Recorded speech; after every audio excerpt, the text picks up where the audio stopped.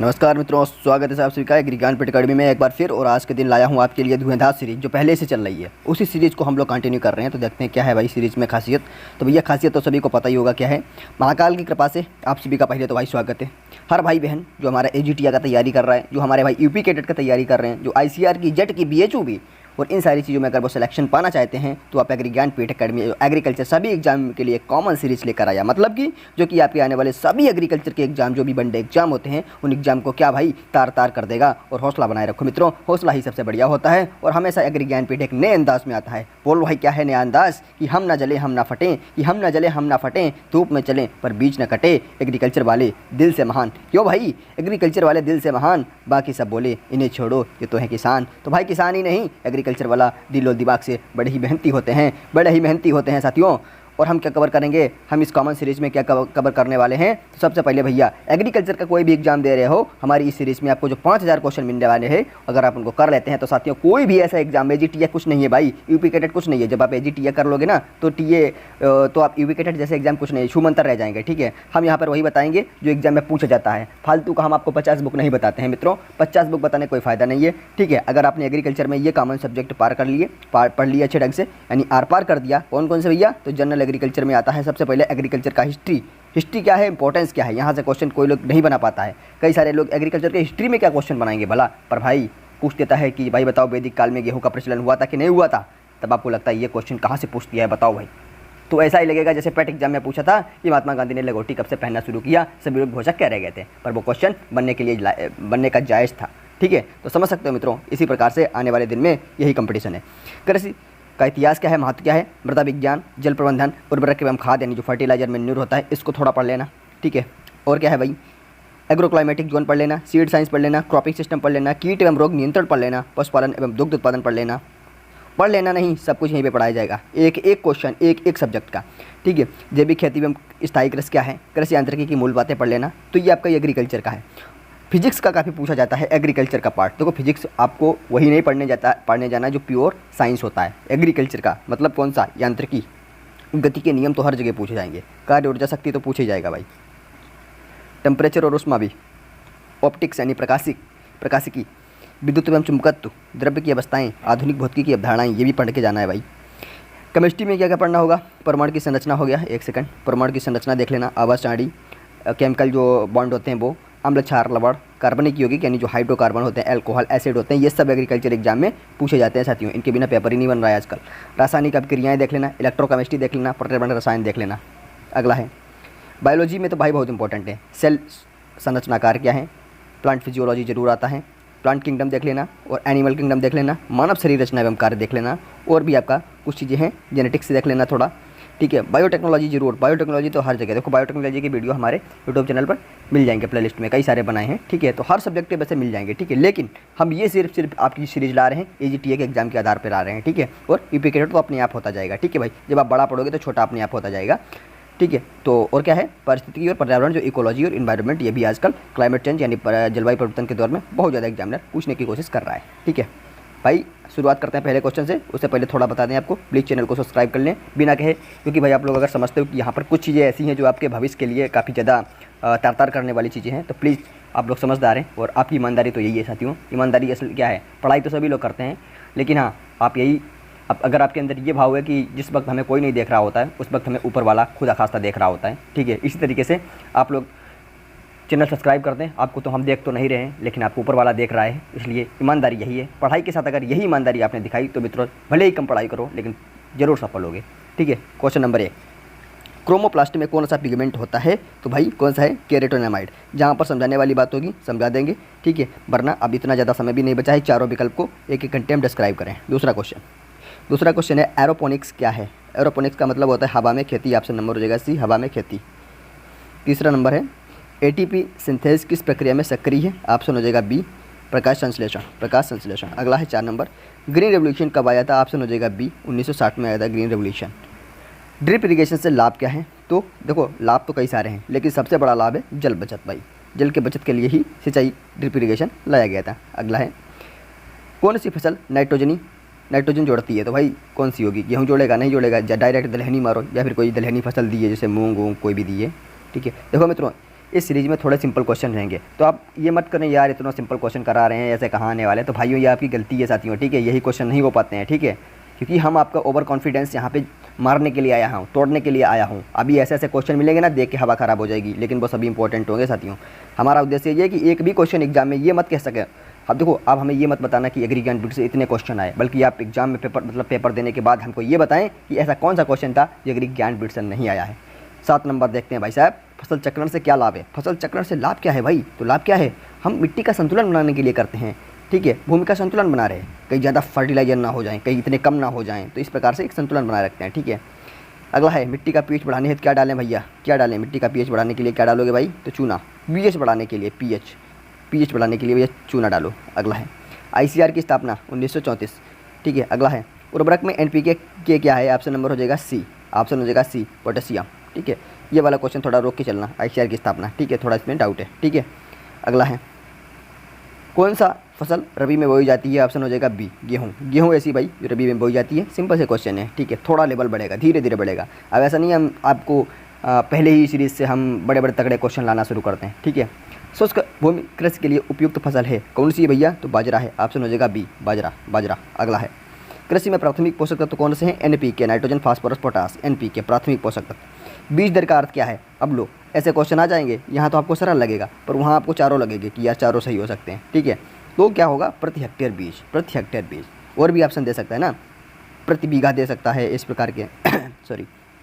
अगला है 15 number, bio fertiliser में क्या होता है भैया, सूक्ष्म जीव होते हैं, किसमें, बायो फर्टिलाइजर में सूक्ष्म जीव होते हैं, अगला है जिप्सम का प्रयोग भैया क्षारीय भूमि के लिए किया जाता है, जिप्सम का प्रयोग क्षारीय भूमि के लिए, और अम्लीय के लिए तो चूना पता ही होगा। हरित खाद किससे प्राप्त होती है, तो भाई ऑप्शन नंबर सी हो जाएगा सनई से, ऑप्शन के अनुसार सनई। ट्रांसप्लांटेशन विधि का प्रयोग किस फसल में, देखो ट्रांसप्लांटेशन सबसे ज़्यादा होता है भैया धान में, सबसे ज़्यादा किस में होता है, धान में ही होता है भाई, धान में ही होता है। अगला है सबसे तेज़ बढ़ने वाली दलहनी फसल, सबसे तेज़ बढ़ने वाली पूछा है, बढ़ने वाली सबसे ज़्यादा ग्रोथ होती है मूंग की भाई, मूंग की, ठीक है। ऐसे क्वेश्चन बहुत फंसाते हैं। वर्षा जल, देखो ये सब सिलेबस के अकॉर्डिंग है साथियों, ऐसा नहीं है रैंडम क्वेश्चन लाएं तो 50,000 क्वेश्चन हो जाएंगे, पर यही क्वेश्चन रियल एग्जाम में पूछे जाएंगे, क्योंकि ये सिलेबस और यूनिवर्सिटी जो भी पूछता है, जो भी चाहे एसएससी कराती है, जो भी संस्था एग्रीकल्चर की कराती है, हम पीएससी तक को फॉलो करते हैं, यूपीपीएससी को, ठीक है। तो ध्यान रखना है साथियों, कोई भी एग्जाम में ऐसा कोई हवाबाजी वाला क्वेश्चन नहीं रखते हैं, लफ्जों के माध्यम से चमत्कार एग्री ज्ञानपीठ न करता है न करेगा साथियों। 20 नंबर, वर्षा जल संचयन में कौन सी विधि सही है, कौन सी भाई सही है, तो खाल बनाना, ऑप्शन हो जाएगा सी, ऑप्शन नंबर हो जाएगा सी। 21 नंबर, मिट्टी की उर्वरता को बढ़ाने के लिए क्या जरूरी है, तो भैया गहरी जुताई जरूरी है, ऑप्शन बी गहरी जुताई जरूरी है। जैविक खेती में कौन सा प्रयोग निषिद्ध है, रासायनिक खेती रासायनिक उर्वरक डाल दोगे तो जैविक खेती किस काम की भाई, रसायन की तो बात ही नहीं करता है। धान की सीधी बुवाई किस पद्धति से होती है, धान की सीधी बुवाई होती है भैया पल्ड फील्ड ड्रिलिंग से, बहुत इंपॉर्टेंट हो जाता है, ठीक है। अगला रबी फसलों की बुवाई का उचित समय क्या है भाई, तो अक्टूबर से नवंबर। ध्यान रखना है साथियों, कन्फ्यूज करेगा, सितंबर से अक्टूबर करेगा तब आपको लगेगा यार अक्टूबर से नवंबर था, सितंबर से अक्टूबर था, अरे ये तो क्वेश्चन सिंपल है, अरे यार आसानी से कर लेंगे भाई, छोड़ भाई। लेकिन भाई जब वहाँ आ जाता है ना तब सब हवाबाजी निकल जाती है, और अंत में यही क्वेश्चन सिलेक्शन रोकते हैं जो आपको अच्छे खासे आ रहे थे, लेकिन आपने क्या किया हवाबाजी में कि भाई ये तो हमारे दाएं हाथ का खेल है, लेकिन वो आपका वहाँ पर बाएँ हाथ का खेल हो जाता है। बीजीए किस फसल के लिए फ़ायदेमंद है, ऑप्शन हो जाएगा धान, बीजीए धान के लिए, ऑप्शन हो जाएगा बी। खरपतवार नियंत्रण के लिए कौन सा रसायन प्रयोग होता है, ऑप्शन हो जाएगा भाई सी खरपतवारनाशी। अगला है एसआरआई तकनीक का संबंध है भाई धान से है, सभी को पता होगा धान से है। अगला है सफ़ेद क्रांति संबंधित है भैया दूध से, दुग्ध उत्पादन से सफ़ेद क्रांति। अगला है उन्नत किस्मों का मुख्य लाभ है भाई उत्पादन में वृद्धि करना, ठीक है। जो हाई यील्ड वैरायटी होती हैं उनका यही मुख्य होता है कि भाई जो आपका प्रोडक्शन है उसमें ग्रोथ करना। IARI Indian agriculture research institute की स्थापना जाहिर सी बात है कहाँ होगी भाई, दिल्ली में, ठीक है। अगला है भारत में खरीफ मौसम की अवधि क्या है, तो जुलाई से अक्टूबर। खजाना याद रखो, खजाना याद रखो, सब पता चल जाएगा। खजाना का मतलब खा से खरीफ, जैसे जून और जुलाई, जैसे जून ध्यान रखना, ठीक है, जुलाई से अक्टूबर, जुलाई ध्यान रखना, फिर उसके आगे का जो टाइम होता है गैप होता है वो ध्यान रखना। जल की सबसे अधिक आवश्यकता किस फसल को होती है, ऑप्शन हो जाएगा सी धान को। पौधों में प्रकाश संश्लेषण की दर किससे प्रभावित होती है, ऑप्शन हो जाएगा बी CO2 की उपलब्धता से। राइजोबियम किस प्रकार की फसल के लिए सहायक है भैया, दलहनी, सभी को पता होगा, बच्चे के मुंह पे रटा होगा। ट्रैक्टर चालित हल किस प्रकार की जुताई करता है भैया, ट्रैक्टर चालित जो प्राथमिक जुताई करता है, सबसे पहले ट्रैक्टर चालित जो होता है भैया वो प्राथमिक जुताई से ही शुरू करता है, ठीक है। कोई बताएगा हल जो होता है वो किस प्रकार का है, प्राथमिक है द्वितीयक, बताओ कमेंट बॉक्स में। जिंक की कमी से पौधों में कौन सा रोग उत्पन्न हो जाता है? ऑप्शन हो जाएगा बी, बहुत इंपॉर्टेंट होता है, लीफ क्लोरोसिस। सारे रोग भले ध्यान ना रखें, लेकिन ये ध्यान रखना है, ऐसे एग्जाम में पूछ लेगा, क्योंकि ये बहुत रिसर्च करके हम लोग बनाते हैं। BHO का पूरा नाम इसलिए दे दिया है ताकि आप लोग बार बार कन्फ्यूज मत, मतलब बार बार आपके जो दिमाग में चलता है कि भाई थोड़ा क्वेश्चन का लेवल हम इसी प्रकार से रखते हैं ताकि आपका दिमाग उसी तरीके से चले, ठीक है। आपके दिमाग के अनुसार ही हम क्वेश्चन बनाते हैं, तो ये मत सोचना कि यार इतने छोटे छोटे क्वेश्चन क्यों दे रहे हैं, ठीक है। अगला है, पौधों में अधिकतम सूखा सहनशील किस अवस्था में होती है? परिपक्वता। अधिकतम सूखा सहनशीलता परिपक्व अवस्था में, जब फसल परिपक्व हो जाती है। भारत में सर्वाधिक क्षेत्रफल में बोई जाने वाली खरीफ की फसल है भैया धान। ऑप्शन हो जाएगा सी। कौन सी भाई? धान। धान, बहुत बढ़िया, शानदार, एकदम लाजवाब। सोलेनेसी है, सोलेंसी नहीं, सोलेनेसी परिवार की कौन सी फसल है भाई? आलू है सोलेनेसी का, आलू है सोलेनेसी का। देखो फैमिली याद रख लेना, लेकिन ध्यान रखना है, एक हम वीडियो लाएंगे उसमें सारी फैमिली की ट्रिक बता देंगे, लेकिन आजकल सिंपल फैमिली नहीं पूछेगा, बताओ भैया ग्रेमनी में क्या आएगा, पोएसी में क्या आ जाएगा, लेकिन ये नहीं पूछेगा। आजकल बड़ी ही गंभीर फैमिली पूछेगा, ठीक है, अगर पूछेगा तो, ठीक है, क्योंकि यही क्वेश्चन होते हैं टब बनाने का। हरी खाद के लिए सबसे उपयुक्त फसल कौन सी है भैया? तो सनई हो जाएगा, ऑप्शन नंबर बी हो जाएगा, सनई। सनई। कौन सी सिंचाई विधि अधिक जल की बचत करती है भैया? ड्रिप। ड्रिप, ऑप्शन हो जाएगा बी, डी, ड्रिप। वायुमंडलीय नाइट्रोजन स्थिरीकरण में सहायक जीव कौन सा है भैया? तो ऑप्शन नंबर हो जाएगा बी हो जाएगा, एजोटोबैक्टर। एजोटोबैक्टर। धान की रोपाई की आदर्श दूरी क्या है? ऑप्शन हो जाएगा बी, 20 × 15 सेंटीमीटर। 20 × 15 सेंटीमीटर। गेहूं में सिंचाई के लिए सबसे संवेदनशील अवस्था कौन सी है? ऑप्शन हो जाएगा सी, कल्ले निकलना। कल्ले निकलना। अगला है, ICAR स्थापना 1929, ये सही क्वेश्चन है, इसको लगा लेना। सबसे अधिक उत्पादन देने वाली गेहूं की कौन सी किस्म है भैया? सबसे अधिक उत्पादन, देखो HD 2967 कई बार गेहूं की पूछ चुका है, ठीक है। तो हम भैया घटना चक्र जैसी चीज़ें होती हैं उनको भी हम फॉलो करते हैं। एक क्वेश्चन वहीं से दूंगा, ठीक है। सबसे बढ़िया गेहूं का क्वेश्चन यहीं से बनेगा वैरायटी का, ठीक है। अगला है, देखो अगर किसी ने किताब पढ़ी होगी 4 महीने, 5 महीने, 2 महीने, 2 साल, ठीक है, लेकिन ये वीडियो अगर आप सीरीज देख लेंगे उसकी किताब पे पढ़ना 0 देगा आपके सामने, 0 0 0, क्योंकि भाई आप अगर एक किताब को पढ़ते हो 4 महीने में, तो हमारी टीम रिसर्च करती है उसी किताब पर 5 महीने। रिसर्च में बहुत कुछ हासिल हो जाता है, ठीक है। बीज अंकुरण के लिए न्यूनतम तापमान कितना होता है साथियों? ऑप्शन हो जाएगा B, 10 degree Celsius. 10 degree Celsius. दलहनी फसलों में कौन सा जीव नाइट्रोजन स्थिरीकरण करता है? ऑप्शन हो जाएगा ए, राइजोबियम। राइजोबियम करता है। हरित क्रांति में मुख्य भूमिका किसकी रही है? ऑप्शन हो जाएगा डी, जो हाई ईल्ड वैरायटी है, SYB जिनको कहते हैं, हाई ईल्ड वैरायटी की, जो कि ग्रीन रेवोल्यूशन में काफ़ी अहम थी। गेहूं की बुवाई का उपयुक्त समय है साथियों, तो अक्टूबर से नवंबर। गेहूं की बुवाई का अक्टूबर से नवंबर। अगला है, बहुत जल्दी करना है। हल्दी किस भाग से भाई? हल्दी प्रकंद से। हल्दी प्रकंद से प्राप्त होती है, हल्दी प्रकंद से। दलहनी फसलों में कौन सा तत्व सर्वाधिक मात्रा में भाई? फास्फोरस दलहनी बहुत पाया जाता है। बीज शोधन में सामान्यतः कौन सा रसायन प्रयोग किया जाता है? थायरम। थीरम कह लो, थायरम कह लो, जो भी कह लो, ध्यान रहे बस। खरपतवार नियंत्रण में सबसे अधिक प्रयोग होने वाली तकनीक कौन सी है भैया? रासायनिक। सबसे ज़्यादा हम भाई केमिकल ही डालते हैं ना घास को बाहर निकालने के लिए। अगला है, पोटास की कमी से पौधों में कौन सा लक्षण दिखता है? ऑप्शन हो जाएगा बी, पत्तियों का किनारा जो होता है वो जल जाता है, एकदम झुलस जाता है। फसल चक्र का मुख्य उद्देश्य क्या होता है? ऑप्शन नंबर हो जाएगा मित्रगण बी, मिट्टी की उर्वरता को बनाए रखने के लिए सबसे अहम इंपॉर्टेंट होता है किसका भैया? फसल चक्र का। मक्का की बुवाई के लिए आदर्श बीज दर क्या है? देखो सीड रेट पूछा है मक्का के लिए 15 से 20 किलोमीटर बता रहा हूँ, 15 से 20 किलोग्राम प्रति हेक्टेयर होता है, ठीक है। रबी फसलों में सर्वाधिक बोई जाने वाली फसल कौन सी है भैया? तो सर्वाधिक रबी फसलों में बोई जाने वाली, सभी को तो पता है गेहूं तो रबी की है ही है, ये तो बच्चे को पता होगा, ठीक है। लेकिन सर्वाधिक बोई जाने वाली कौन सी भैया? गेहूं ही है, ठीक है। कुछ लोग मटर लगाएंगे, कुछ लोग सरसों लगाएंगे, क्योंकि उनको आंखों के सामने दिख रहा होगा ना, लेकिन ये गलत है, ठीक है। तो भाई थोड़ा एकदम से ध्यान देना। कृषि विज्ञान केंद्र की स्थापना का उद्देश्य क्या भैया? KVK की स्थापना का उद्देश्य होता है ऑप्शन नंबर सी, किसानों को प्रशिक्षण देना, ठीक है। अगला है क्वेश्चन नंबर 61, मृदा की उर्वरता किससे प्रभावित होती है? मृदा की उर्वरता प्रभावित किससे होती है भैया? किससे प्रभावित होती है बताओ? ऑप्शन नंबर हो जाएगा सी, जीवाणु और कार्बनिक पदार्थ से, ठीक है, बैक्टीरिया और ऑर्गेनिक मैटर से। मिट्टी का pH मान किसे सूचित करता है? किसे सूचित करता है? ऑप्शन नंबर सी को सूचित करता है अम्लीता अथवा क्षारीयता को। अम्लीता अथवा क्षारीयता को। जीरो टिलेज किस प्रक्रिया को दर्शाता है भैया? जीरो टिलेज दर्शाता है, देखो बिना जुताई के बीज बोना है, आपने जुताई नहीं की है और बीज बोते चले जा रहे हो, उसको कह देंगे जीरो टिलेज, भैया जीरो टिलेज कर रहे हो। हाइब्रिड बीज से क्या लाभ होता है? हाइब्रिड बीज से लाभ क्या होता है भैया? लाभ क्या होगा? बहुत ही अधिक उत्पादन हो जाएगा, ठीक है। हाइब्रिड का मतलब संकर बीज, 2 या 2 से अधिक क्रॉस करके बनाया जाता है, उसी को हाइब्रिड बीज कहते हैं, ठीक है। अगर आपके घर में बीज रखा हुआ है, ठीक है, गेहूँ कर लिया है, गेहूँ का उत्पादन किया है, आप सोचते हो इसको हम बीज बना ले, ठीक है, रखे रहते हो, अगली बार बोते हो तो वो देसी बीज कहलाएगा, ठीक है। अगला है, फसल चक्रण का उदाहरण क्या है? फसल चक्रण का उदाहरण है भैया धान, गेहूँ, तिल, यानी धान के बाद गेहूँ, गेहूँ के बाद तिल, ठीक है, मतलब अलग अलग वैरायटी की, ठीक है। मतलब ऐसे नहीं है गेहूँ के बाद फिर गेहूँ कर दो, गेहूँ के बाद फिर गेहूँ कर दो, तो ये मिट्टी की बहुत दुर्दशा हो जाएगी, ठीक है, बहुत ज़्यादा ख़राब हो जाएगी, ठीक है। 1 हेक्टेयर में कितने वर्ग मीटर होते हैं? ऐसे क्वेश्चन तो आजकल बहुत ट्रेंडिंग में है, और इसे अगर छोड़ के जाओगे तो बड़ा पछताओगे साथियों। 10,000 ठीक है। अगला है, सबसे अधिक उत्पादन देने वाली धान की किस्म कौन सी है? सबसे अधिक धान की पूछा है। पिछली बार हमने गेहूं की बताई थी सबसे अहम वैरायटी, लेकिन ये ध्यान रखना IR 64, IR 64। कोई भी धान की पूछे आँख मीच के ये वैरायटी लगा देना, अगर ये वैरायटी दी हुई है, क्योंकि इसी वैरायटी को उसने पूछा है। ठीक है, यहाँ पर ऐसे क्वेश्चन दिए जाते हैं साथियों। ठीक है। अगला है, अधिक वर्षा होने पर किस फसल का उत्पादन प्रभावित नहीं होता है? धान का। अधिक वर्षा हो जाए धान का प्रभावित नहीं होता है। आपने देखा होगा धान ऐसी फसल है भैया जो बाढ़ में भी चलती है। क्यों? बाढ़ का पानी बहुत भरा रहता है, धान के ऊपरी चोटी तक भरा रहता है, लेकिन फिर भी धान पे कोई प्रभाव नहीं पड़ता है। तो धान बहुत ज़्यादा पानी चाहता है। ठीक है। अगला है, खरपतवार नियंत्रण के लिए 2,4-D किस फसल में प्रयोग? देखो 2,4-D आपने कई बार धान में डाला होगा। धान में 2,4-D का यूज़ धान में करते हैं। ठीक है। किसमें भैया? धान में।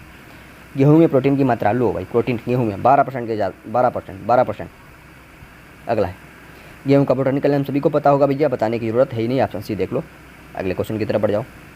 धान में सामान्यतः रोपाई के लिए पौधों की आयु कितनी होती है? 20 से 30 दिन। मित्रों हमारे वीडियो 1.5 या 2 की स्पीड में मत देखना प्लीज़, ये गलती करोगे तो कुछ नहीं समझ आएगा, क्योंकि हम 1.5-2 में खुद बोलते हैं। समय आ गया है, हमारी कोई मजबूरी नहीं है, समय आ गया है 1.5 से 2 में। अब हम धीरे धीरे आपको पढ़ाएँ, धीरे धीरे कि अगर 20 क्वेश्चन है उनको हम 1 घंटे में पढ़ाएं, तो ये सिर्फ टाइम बर्बादी करना अपना भी है और स्टूडेंट का भी। हमारा मेन काम यही है भाई, कम समय में बहुत कुछ दे दें और बहुत अच्छी चीज़ों से। ठीक है। जहाँ पर समझाने वाला जरूरी होता है समझा देते हैं, जहाँ पे नहीं होता है भाई वहाँ पर हम क्यों ज़बरदस्ती आपका टाइम और अपना टाइम बर्बाद करें। ठीक है। तो ये आप लोग समझता रहो यार।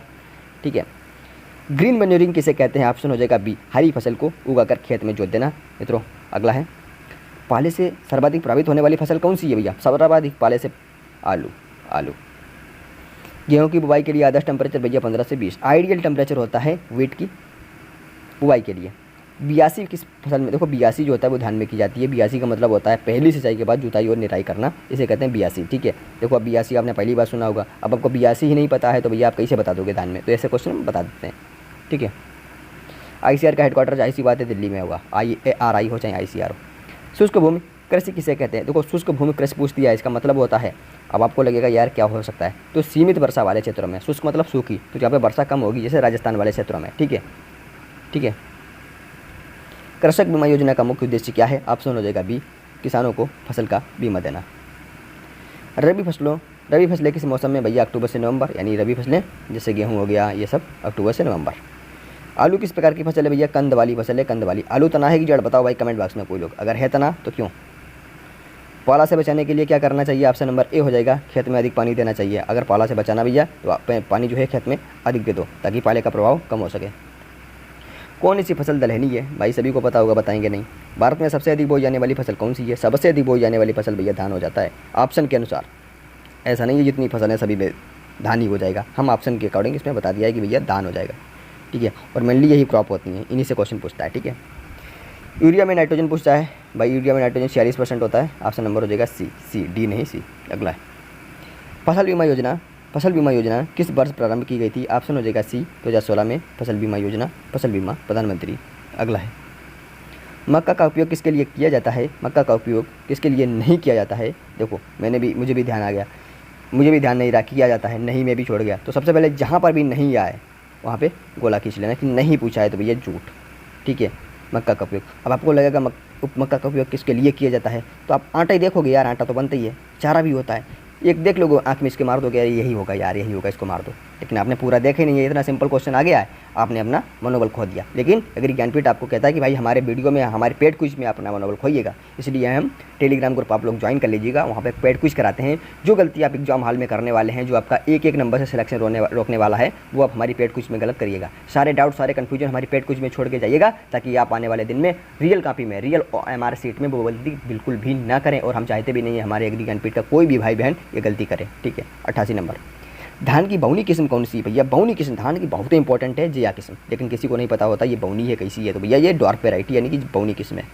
ठीक है। अगला है, हाइब्रिड धान किसने विकसित किया है भाई साथियों? तो युआन लोकपिंग ने। इंटीग्रेटेड फार्मिंग सिस्टम में क्या शामिल होता है? पशुपालन फसल प्लस पशुपालन को मिला दो भैया, बन जाता है इंटीग्रेटेड फार्मिंग सिस्टम। अगला है, जैविक खेती में कौन सा खाद उपयोग होता है? ऑप्शन हो जाएगा सी, कंपोस्ट खाद का यूज़ करते हैं किसमें भैया? जैविक खेती में। उड़द किस वर्ग की फसल है? तो उड़द जो होती है भैया दलहनी वर्ग की है, ऑप्शन नंबर बी हो जाएगा दलहनी। भारत में हरित क्रांति के जनक कौन माने जाते हैं? MS स्वामीनाथन, MS माने जाते हैं। अगला है, फसल चक्र में विविधता लाने से क्या लाभ होता है? उत्पादन भैया बढ़ता है, फसल चक्र में विविधता लाने से उत्पादन बढ़ता है।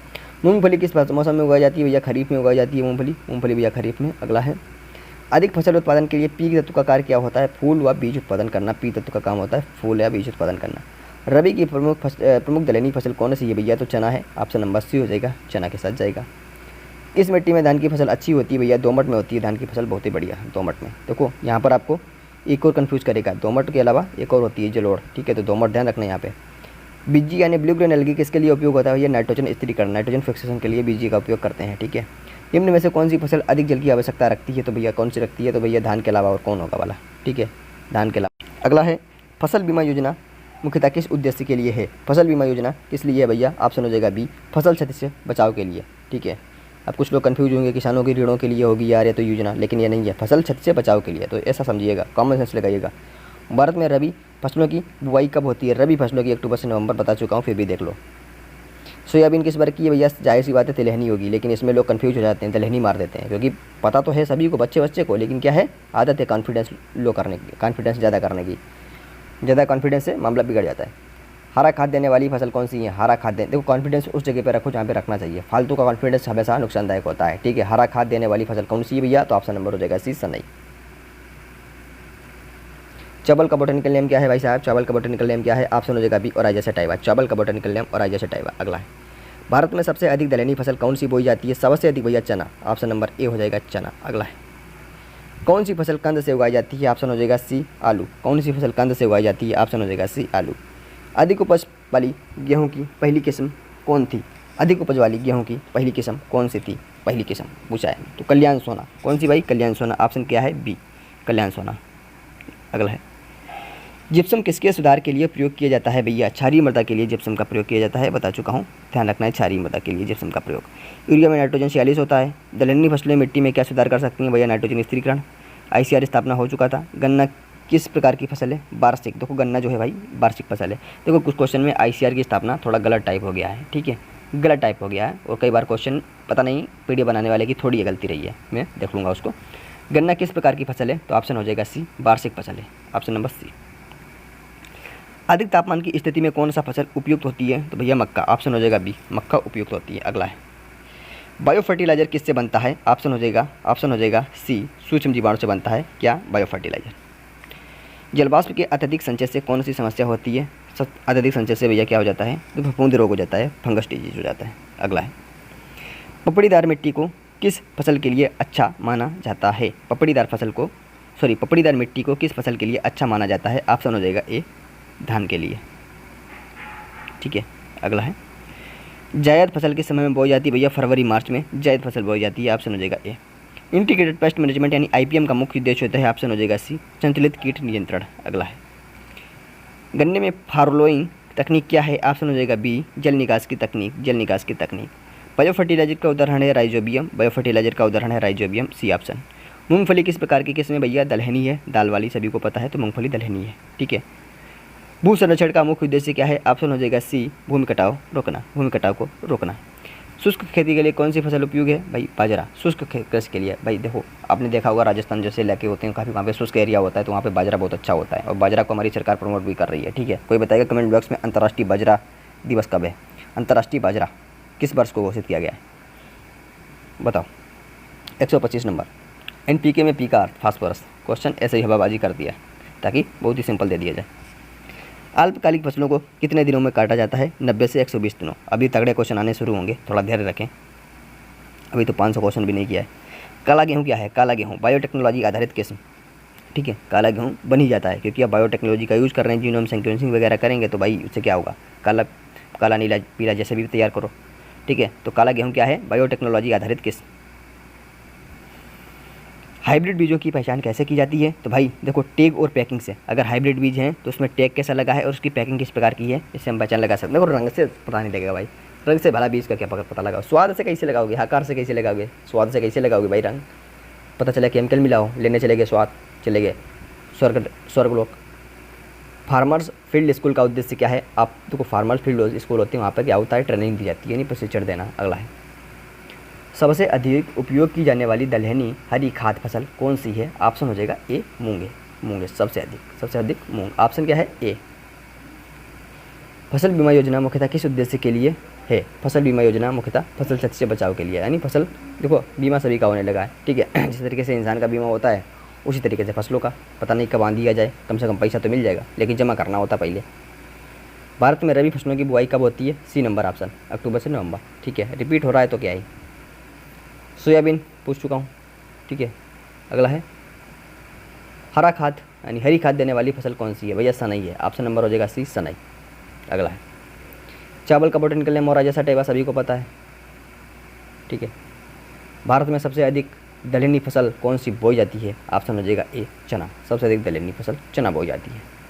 कौन सी फसल कंद से उगाई जाती है? ऑप्शन हो जाएगा सी, आलू होता है भाई, आलू कंद से उगाया जाता है। अगला है अधिक उपज वाली गेहूं की पहली किस्म कौन सी थी? ऑप्शन हो जाएगा बी, कल्याण सोना। बार बार आ रहा है, आपके दिमाग में छा जाएगा। जिप्सम किसके सुधार के लिए? भाई क्षारीय के लिए। यूरिया में नाइट्रोजन पता ही चुका हूँ। दलहनी फसलें मिट्टी में क्या सुधार लाती है? नाइट्रोजन स्थिरीकरण, ये भी कर लो, ये भी। गन्ना फसल भाई वार्षिक है, ये भी हो चुका है। अधिक तापमान की स्थिति में कौन सी फसल उपयुक्त होती है? मक्का। देखो अधिक टेम्परेचर कौन झेल लेता है भैया? मक्का। मक्का बहुत मामले में इसमें तेज़ तर्रार होती है, ठीक है। अगला है बायो फर्टिलाइजर सूक्ष्म जीवाणु से बनता है। जल वाष्प के अत्यधिक संचय से कौन सी समस्या होती है?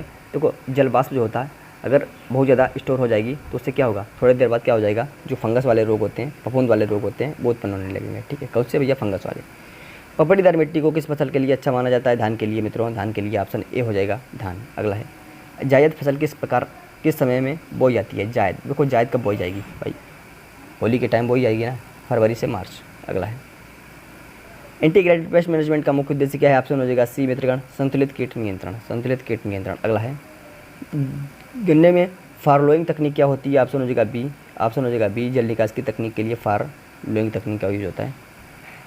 बायो फर्टिलाइजर का उदाहरण कौन सा है भैया? ऑप्शन हो जाएगा सी के साथ जाएगा, बोलेगा राइजोबियम। अगला है मूंगफली किस प्रकार की फसल है? ऑप्शन हो जाएगा बी, दलहनी फसल है। कौन सी भैया? मूंगफली दलहनी है। भू संरक्षण यानी सॉइल कंजर्वेशन का मुख्य उद्देश्य क्या है? ऑप्शन हो जाएगा सी, भूमि कटाव रोकना, भूमि कटाव रोकना। अगला है शुष्क कृषि के लिए कौन सा फसल उपयुक्त है? शुष्क कृषि के लिए कौन सा फसल उपयुक्त है? तो भाई ऑप्शन हो जाएगा ए, बाजरा उपयुक्त है, बाजरा उपयुक्त है। अगला है एनपीके में पी का अर्थ तो पता ही है। अल्पकालिक फसलों को कितने दिनों में काटा जाता है? देखो अल्पकालिक जो फसल होती है उनको भैया 90 से 120 दिन में काट लेना अनिवार्य हो जाता है। अगला है काला गेहूं में क्या है? काला गेहूं में क्या है? ऑप्शन हो जाएगा बी, बायोटेक्नोलॉजी आधारित किस्म है। तो काला गेहूं में क्या है? बायोटेक्नोलॉजी आधारित किस्म। बता चुका हूँ, फिर भी देख लो, नया क्वेश्चन है, नया रूप है, नया ट्रेंड है। हाइब्रिड बीजों की पहचान कैसे की जाती है? तो भाई टैग और पैकिंग से कर लो भाई पहचान, आधारित बीज जो आपके वैसे बीज होते हैं, ठीक है। अगला है किस मिट्टी में सबसे अधिक जल धारण क्षमता? देखो चिकनी मिट्टी होती है, उसमें थोड़े थोड़े सोख ऐसे होते हैं, ठीक है। ये चिकनी मिट्टी क्या होती है? जल को सोख लेती है, जल को सोख लेती, काफ़ी अंदर अपने पास रखती है। तो मिट्टी किस मिट्टी में सबसे अधिक जल धारण क्षमता होती है? भाई सर्वाधिक जल धारण क्षमता होगी तो किसमें होगी? ऑप्शन हो जाएगा सी, चिकनी मिट्टी में होगी। अगला है ग्रीन मैन्यूरिंग किसे कहते हैं? ढैंचा आदि को खेत में जला देने को ही ग्रीन मैन्यूरिंग कहते हैं। ऑप्शन हो जाएगा बी के साथ। अगला है मित्रों ICAR स्थापना हो चुका है भाई। भारत का पहला कृषि विश्वविद्यालय कौन सा था? तो कौन सा भाई था? तो पंत वाला था, पंत नगर वाला, पंत वाला था। ऑप्शन नंबर हो जाएगा सी, जीबी पंत। अगला है कितनी मात्रा में नाइट्रोजन यूरिया में पाई जाती है? कितनी मात्रा में? तो 46। कृषि में क्लोडिनेक्स शब्द किससे संबंधित है? कृषि में क्लोडिनेक्स शब्द किससे संबंधित है भैया? खरपतवार नियंत्रण से संबंधित है। बहुत अच्छा शब्द है, नया शब्द है, ट्रेंडिंग वाला शब्द है, तो खरपतवार नियंत्रण बोलेगा तो सी ऑप्शन के साथ जाएगा। कृषि जलवायु क्षेत्रों को निर्धारित किस आधार पर होता है? किस आधार पर निर्धारण होता है भैया? किसका? एग्रीकल्चर क्लाइमेट एरिया का। तो ऑप्शन हो जाएगा डी, तापमान व वर्षा दोनों। मित्रों बहुत तेज नींद लग रही है, सो के बार बार गिर रहा हूँ, लेकिन क्या ही करूँ, आपके सामने लाना है वीडियो को। बियासी किस खेती से संबंधित है? बता चुका हूँ, बियासी गन्ने से भी संबंध रखती है। तो बियासी है क्या? आपको बता दिया है, बार बार बताने की ज़रूरत है ही नहीं, ठीक है। अगला है किस फसल को प्लांट ऑफ फ्यूचर कहा जाता है? देखो प्लांट ऑफ फ्यूचर जो है तो फ्यूचर है प्लांट, कौन सा प्लांट जो है वो आगे का फ्यूचर है, तो कौन सा भैया? तो soybean, soybean plant of future. अगला है बेमौसमी वर्षा किस प्रकार की सिंचाई कहलाती है? बेमौसमी वर्षा में बेमौसमी वर्षा किस प्रकार की सिंचाई कहलाती है? तो आकस्मिक सिंचाई। आकस्मिक, देखो आकस्मिक का मतलब पता चले आज मौसम ही नहीं है, मौसम आया ही नहीं है, ठीक है, मानसून आया ही नहीं है, फिर भी अचानक से आकस्मिक तरीके से सिंचाई हो रही है, तो उसे क्या कहते हैं भैया? आकस्मिक सिंचाई।